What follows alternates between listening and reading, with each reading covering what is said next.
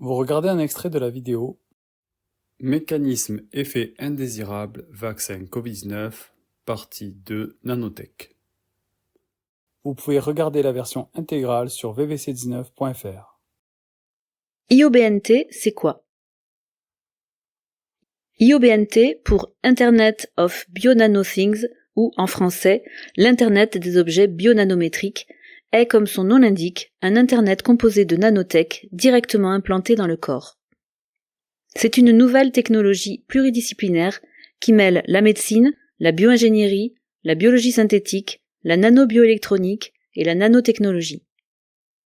Elle est en pleine expansion avec des milliards injectés par de nombreux gouvernements, ce qui donne lieu à de nombreuses études et des diplômes universitaires. L'IOBNT a pour objectif d'implanter dans le corps des nano-implants qui pourront communiquer avec des machines en convertissant des données biochimiques en données bionumériques. Ces nano-implants seront autonomes en énergie et ils auront la capacité de se déplacer par eux-mêmes dans le corps.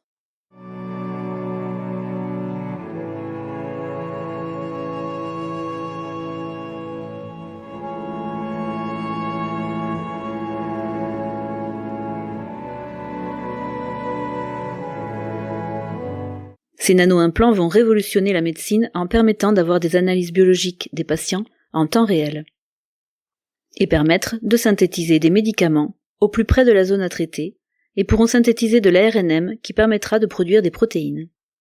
Ils peuvent être synthétiques en étant composés de graphène, qui est un supraconducteur essentiel dans cette discipline, ou ils peuvent être biologiques en étant fabriqués à partir de bactéries et ou virus modifiés génétiquement, ou encore en étant produits directement par nos cellules grâce à de l'ARNM. Ou encore ils peuvent être mi-biologiques et mi-synthétiques, notamment grâce au graphène qui a une affinité particulière avec certains tissus biologiques. Une fois qu'un corps a des nano-implants, il peut être relié en Bluetooth à un téléphone qui lui-même est relié à Internet. L'ensemble des humains ainsi connectés est appelé l'Internet des corps. Une fois un corps connecté, on peut à tout moment recevoir ces données biologiques et fabriquer dans ce corps des molécules. La façon la plus directe pour administrer ces nano-implants, c'est de les injecter directement dans le sang. Une fois dans le sang, ces nano-implants s'auto-assemblent. On peut aussi les diffuser par des aérosols, ce qui suggère qu'il pourrait être possible de les disperser dans l'atmosphère. L'IOBNT pose de nombreuses questions sociétales qui ne sont pas réglementées par nos gouvernements.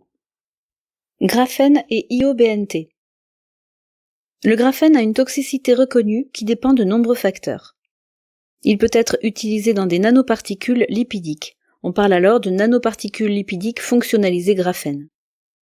Dans le cas des vaccins Covid-19, nous n'avons pas de preuve que les nanoparticules lipidiques ALC 0315 et ALC 0159, qui sont des ingrédients officiels des vaccins Covid-19, contiennent du graphène. Néanmoins, comme nous l'avons vu précédemment dans cette vidéo, des chercheurs ont démontré sa présence dans les vaccins Covid-19 et le fabricant d'excipients Sinopec fabrique des PEG greffés graphène. On peut donc se demander si les ingrédients officiels présents dans le RCP sont bien ceux qui sont effectivement présents dans les vaccins Covid-19. L'oxyde de graphène est utilisé dans les IOBNT car c'est un supraconducteur aux propriétés uniques qui est idéal pour capter les fréquences THz. 5G et IOBNT et graphène.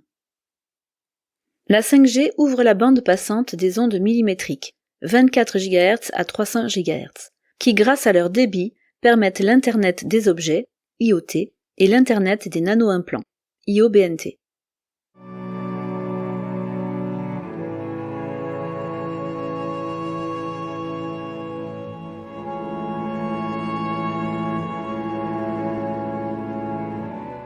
Les nanotech, BNT, présents dans le corps, communiquent via un protocole appelé WBAN, Wireless Body Area Network. Le THz est utilisé pour la communication entre les nano-implants dans le corps. Le Bluetooth via un nanorouteur relie le corps à un portable ou autre dispositif. La 5G, GHz, relie le portable à Internet. À ce jour, nous manquons d'études pour déterminer les risques de l'électrosmog, c'est-à-dire la surexposition de notre corps aux ondes. Néanmoins, nous savons qu'elles ont une incidence négative sur nos cellules en les perturbant, ce qui peut les amener à dégénérer en cellules cancéreuses.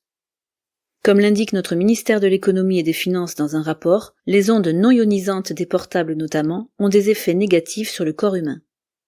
Nous savons que les fréquences de la 2G à la 4G augmentent les risques de tumeurs avec un usage du portable de 30 minutes par jour pendant 10 ans, classé 2B par le CIRC, peut-être cancérogène. Les fréquences de la 5G seront plus élevées, GHz, et le faisceau plus directif. Les objets connectés pourront accroître la durée d'exposition du corps entier. De plus, les longueurs d'onde de la 5G ont la propriété de moins bien se propager, ce qui implique un plus grand nombre d'antennes relais. Les nanotech qui sont ou seront présentes dans nos corps vont considérablement augmenter notre exposition aux ondes, ce qui va amplifier leurs effets délétères. Le graphène étant un supraconducteur qui amplifie les signaux, on peut présumer qu'il va augmenter les effets délétères de la 5G autour des tissus qui sont en contact avec lui. Par principe de précaution, nous recommandons à tous les vaccinés d'éviter l'exposition à la 5G et toutes autres ondes non ionisantes. Et comme nous avons vu qu'il y a des nanotech dans d'autres injectables, on peut élargir cette recommandation à beaucoup de monde. Des IOBNT dans les vaccins Covid-19 ? Dans cette vidéo, nous vous avons montré du graphène dans les vaccins, des nanotech qui s'auto-assemblent et des codes MAC émis en Bluetooth par les vaccinés. Comme nous l'avons vu, on retrouve toutes ces technologies dans les IOBNT. On pense donc que les vaccins Covid-19 embarquent ces technologies. Des lots différents pour différents IOBNT ? Des chercheurs ont observé que la composition des lots ne sont pas identiques. Certains lots ne contiennent que des nanotech, d'autres sont contaminés avec de l'ADN, d'autres ont plusieurs ARNM de nature différente.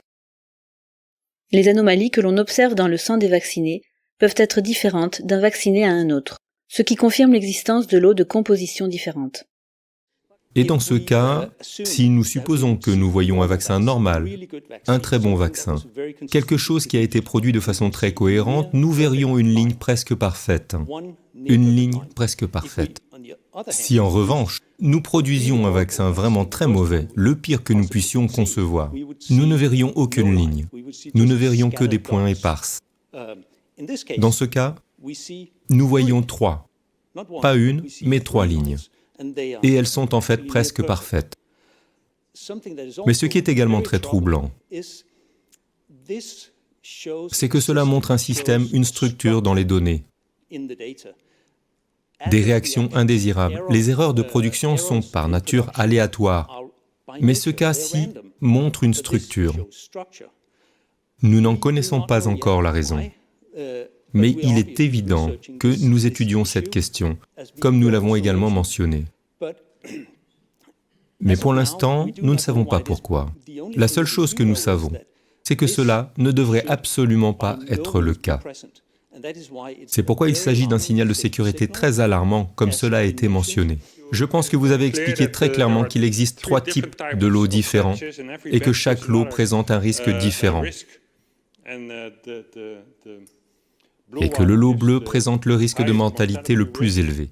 Cette analyse nous confirme qu'il existe au moins 3 types de compositions qui induisent un nombre et des effets secondaires différents. Vous pouvez vérifier la dangerosité de votre lot avec le site howbadismybatch.com. Ce site s'appuie sur les données VAERS pour classer les lots de vaccins en fonction du nombre d'effets secondaires. Question. Pourquoi existe-t-il plusieurs lots avec des compositions différentes ? Est-ce lié à des erreurs industrielles ? Quel est le but des technologies IOBNT dans ces injectables, vaccins et anesthésiques ? Vous pouvez regarder la version intégrale de cette vidéo sur vv69.fr.